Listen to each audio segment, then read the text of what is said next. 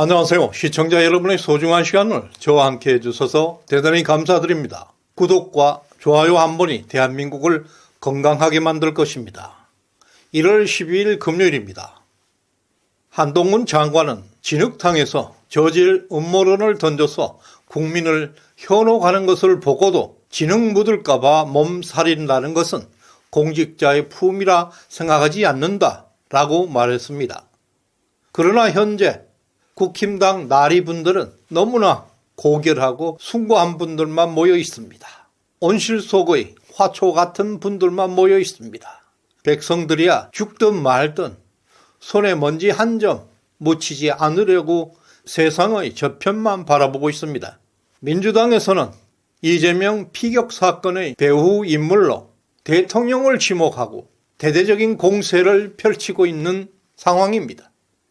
MBC, YTN, MBN, 오마이뉴스, 김어준의 뉴스 공장을 포함해서 좌파 여러 매체들이 총공세로 나오고 있습니다.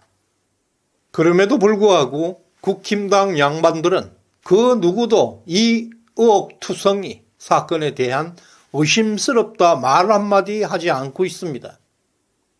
오히려 의혹을 제기하는 유튜버들에게 음모론자, 극우 세력으로 몰아붙이고 있습니다. 정말 서럽습니다. 그래도 총선 승리를 위해서 또 우파 유튜버에게 붙여져 있는 극우라는 딱지를 떼어내기 위해서 또 진실을 위해서 끝까지 작은 힘이라도 보탤 것입니다. 오늘 정말 귀중한 지식인 한 분을 보았습니다. 서진문 고려대 명예 교수님께서 이재명 피격 사건에 대한 용기 있는 의견을 주셨습니다. 서 교수님은 여하여대를 졸업하고 미국 유학을 마치고 평생 고려대 영문학과에서 교수로 재직하셨던 분입니다.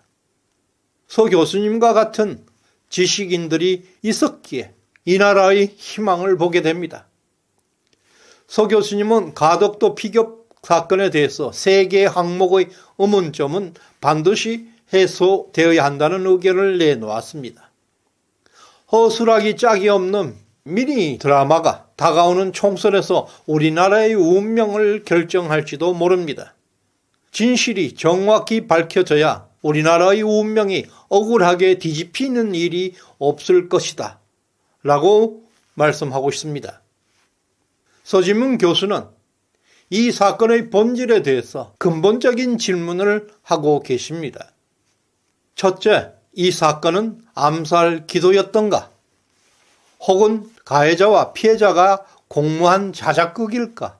가해자가 사건 전날부터 창원 봉화마을 등지에 가서 사전 답사를 하면서 이재명이가 다음날 나타날 장소를 확인한 것, 그에게 숙소까지 벤츠차를 태워준 낯선 사람, 그리고 그 변명문을 여러 곳에서 발송해 주겠다고 약속한 낯선 사람의 정체, 변명문의 수취인으로 의도되었던 사람들, 작년까지만 해도 수개월 가게 임대료도 내지 못한 가해자가 어떻게 거사 자금을 마련했던가, 가해자가 팔을 갑자기 뻗치는 연습을 거듭하는 영상도 있었는데 그는 무술 경력이 있는 사람인가?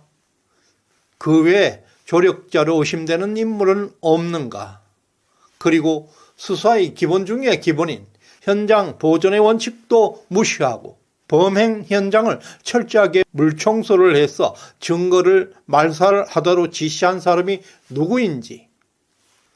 둘째, 가해자가 작성했다는 변명문은 전문을 공개해서 여러 사람이 분석하도록 해야 한다.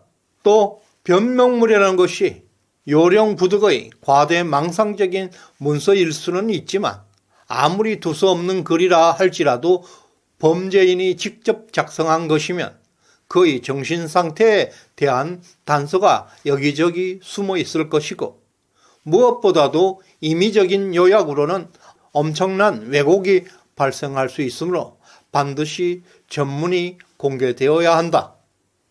세 번째, 이 대표의 상처의 모습과 수술 광경이 담겨 있는 영상은 반드시 공개되어야 한다. 상처를 즉시 촬영하지 않았다면 지금이라도 이재명의 목 부위를 촬영 공개해서 사건 당시의 상해 정도로 유추할 수 있게 해야 한다. 이것은 다수 국민의 의문 해소를 위해 필수적이고 만약에 음모론, 자작극 등의 의심이 대두된다면 이런 많은 의문에 대해서 답하고 국민적 궁금증을 해소하는 차원에서 불가피한 것이다. 우리나라 정치판이 품위를 잃은 지 오래되었지만 이번에 기이한 사건과 그를 둘러싼 설왕설래는 우리 정치의 수준을 여실히 보여주는 듯하다. 이 사건을 김구, 여운형의 암살 사건 이후 초유의 암살 미수 사건이라고 규정하고 있는 이수진, 권인숙 두 민주당 의원도 현대사 공부를 이제부터라도 좀 해주었으면 좋겠다. 서지민 교수님의 소중한 의견에 깊은 공감을 표합니다. 이 사건에 대한 진실의 가장 큰 장애물은 민주당이 하고 있는 거짓 공세입니다. 이재명 대표가 퇴원하고 민주당은 공격적인 태도로 전환하고 있습니다. 특히 사건 발생 다음 날 1월 3일에는 민주당은 모든 피습 영상의 삭제를 요구했고 자작극을 주장하는 사람들에게 법적 대응을 하겠다고 협박하고 있었습니다. 자신들과 다른 의견을 가진 사람에게는 입에 재갈을 물려놓고 자신들은 대통령이 개입되었다는 배우설까지 전파하는 등 대대적인 음모론을 펴고 있습니다. 이재명 대표가 퇴원할 때 상대를 죽여 없애야 하는 전쟁 같은 정치를 종식해야 한다는 죽음의 메시지를 남겨놓았습니다. 자신과 관련되어 5명이나 사망한 사례가 있습니다. 이 대표 주변의 인사 중 숨진 5번째 인물입니다. 상대를 죽여 없애야 하는 전쟁 같은 이 정치를 이제는 종식해야 합니다. 어젯밤 이 대표의 경기도지사 시절 비서실장을 지낸 전모 씨까지 극단적인 선택을 했습니다.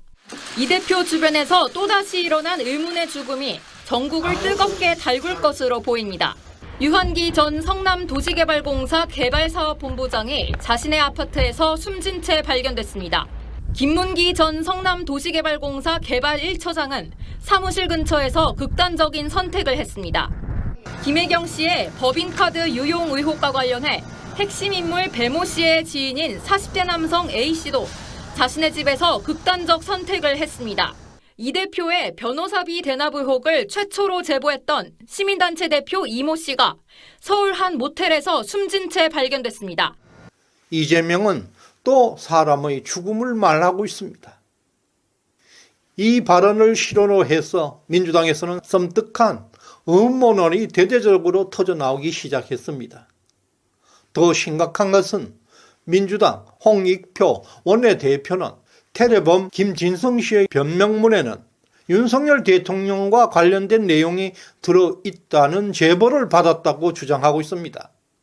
이 주장은 윤 대통령이 김진성 씨를 돈 배우 인물이라는 말이 됩니다.